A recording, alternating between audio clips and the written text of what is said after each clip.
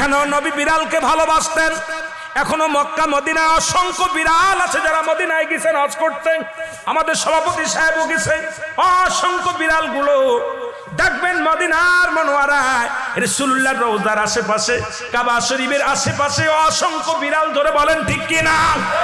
এত সুন্দর বিড়াল যারা মক্কা মদিনায় দেখে আসছেন তাদের কাছে জিগাইবেন বিড়াল আছে কিনা। আছে।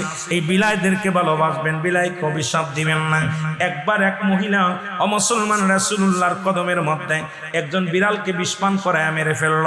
রাসূলুল্লাহ যখন সংসারের মধ্যে অশান্তি অমঙ্গল শুরু হলো, নবীর কদমে আসলেন, ইয়া রাসূলুল্লাহ, ইয়া হাবিবাল্লাহ, আমাদের অশান্তির কারণ কি?